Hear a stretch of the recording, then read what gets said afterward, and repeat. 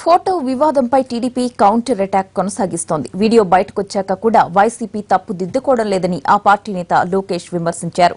ఏపీలో కంపెనీలను అడ్డుకుంటే ఉద్యోగాలు రావన్న ఆయన గోదావరి ఆక్వా పార్కును పవన్ కళ్యాణ్ ఆపమని చెప్పలేదన్నారు. వచ్చే ఎన్నికల్లో పోటీ చేసేందుకు సిద్దమేనని స్పష్టం చేశారు. వైసీపీ నేతల విమర్శలపై టీడీపీ జాతీయ కార్యదర్శి లోకేష్ ఎదురుదాడికి దిగారు. కులాల మధ్య చిచ్చు పెట్టేందుకు ప్రతిపక్ష వైసీపీ ప్రయత్నిస్తోందని ఆరోపించిన ఆయన హోంమంత్రి చినరాజప్పను తాను అవమానించలేదని స్పష్టం చేశారు. వీడియో బయటకు వచ్చాక కూడా వైసీపీ తప్పు సరిదిద్దుకోలేదన్నారు. తనకు విదేశాల్లో ఎలాంటి అకౌంట్లు లేవన్నారు. అంటే మీరే గమనించండి, ఆ రోజు ఒక ఫోటో తీశారు. ఆ ఫోటో ఎక్కడి నుంచి వచ్చింది? టీడీపీ ఫేస్బుక్ పేజ్ నుంచి వచ్చింది. చినరాజప్ప గారు కింద ఉన్నారు, నేను ఒక్కడనే పైన ఉన్నా. చినరాజప్ప గారు కింద ఎందుకున్నారు? నేను ప్రెజెంటేషన్ చేస్తున్నా.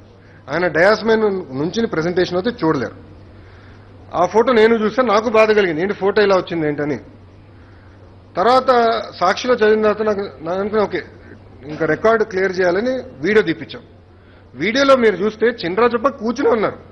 చినరాజప్ప అన్న కూర్చుని ఉన్నారు. ఆయన ఏదో ఒక విషయం చెప్పాలి, మైక్ తీసుకున్నాక ఆయన నుంచి మైక్ తీసుకున్నారు. ఆయన చెప్పారు, తర్వాత ఆయన కూర్చున్నారు. పరిశ్రమల ఏర్పాటు విషయంలో వైసీపీ అధినేత జగన్ చేస్తున్న విమర్శలపై మండిపడ్డారు లోకేష్. ఏపీలో కంపెనీలను అడ్డుకుంటే ఉద్యోగాలు రావని, డిపాజిట్లు కూడా రాని పార్టీలు జనాలను రెచ్చగొడుతున్నాయని విమర్శించారు.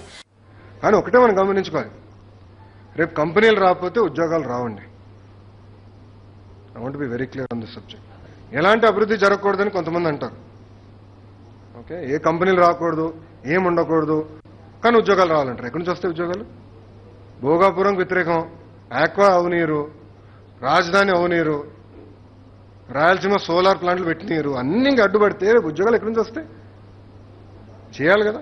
అండ్ ఇప్పుడు అది కూడా ఆక్వా, దాని గురించి కూడా మాట్లాడితే ఈరోజు మనం మైనారిటీతో వెళ్తామా, మెజారిటీ ప్రజలతో వెళ్తామా? అక్కడ రైతులు ఎంతమంది వ్యతిరేకంగా ఉన్నారు, ఎంతమంది ఫార్ ఉన్నారు? అక్కడ ప్లాంట్లో ఏం జరుగుతుందండి? మన ష్రింప్ తీసుకుని తలా తోక తీసి క్లీన్ చేసి ప్యాక్ చేస్తున్నారు. అక్కడ కెమికల్స్ వాడట్లేదు, తలా తోకని ట్రీట్ చేయాలి. ష్రింప్ని నీట్గా ప్యాక్ చేసి ఎక్స్పోర్ట్ చేస్తున్నాం. ఇష్యూ ఎప్పుడు వచ్చింది? 300 ఎకరాలు ఎక్వైర్ అయిన తర్వాత. అంటే దాదాపు they have spent about 150-180 crores land acquisition చేసుకున్నారు. కంపెనీ పెట్టింది డబ్బులు. సో ఇట్లా ప్రతి కంపెనీ మనం పోగొట్టుకుంటే రేపు ఎవరు పెట్టుబడి పెట్టాడు రాష్ట్రంలో? దయచేసి మనం గుర్తుపెట్టుకోవాలి. ఆక్వాఫుడ్ పార్క్ పై పవన్ కళ్యాణ్ వ్యాఖ్యల మీద లోకేష్ ఆచితూచి స్పందించారు. గోదావరి ఆక్వా పార్క్ ను ఆపమని పవన్ చెప్పలేదని, రైతులకు ఇబ్బంది లేకుండా ముందుకెళ్లాలని మాత్రమే సూచించారన్నారు. కాలుష్యం కాకుండా జాగ్రత్తలు తీసుకుంటామని సీఎం చెప్పారని గుర్తు చేశారు లోకేష్. ఆ రోజు పవన్ కళ్యాణ్ గారు ఏమన్నారు? రైతులకు ఇబ్బంది లేకుండా మీరు ముందరికెళ్ళండి, నేను అభివృద్ధికి వ్యతిరేకం కాదని ఆయన అన్నారు. ఆయన ఆత్మను ఎక్కడ చెప్పలా. ఆయన ఏమన్నారంటే వాళ్ళు పైపులు పెడతా ఉంటారు, పెడతా ఉంటారు, చివరిగా పెట్టరు. ఒక కంపెనీలు అంటే పొల్యూషన్ ట్రీట్ సరిగా చేయరు, అది హిస్టారికల్ మేము చూసాం. అధ్యక్షులు వారు ఏమన్నారు? తప్పనిసరిగా చేస్తాము, పొల్యూషన్ ఉండదు, పైపులు వేస్తామని ఆయన ప్రెస్ కాన్ఫరెన్స్ పెట్టే ముందరనే మా అధ్యక్షులు వారు, ముఖ్యమంత్రి వారు కూడా చెప్పారు.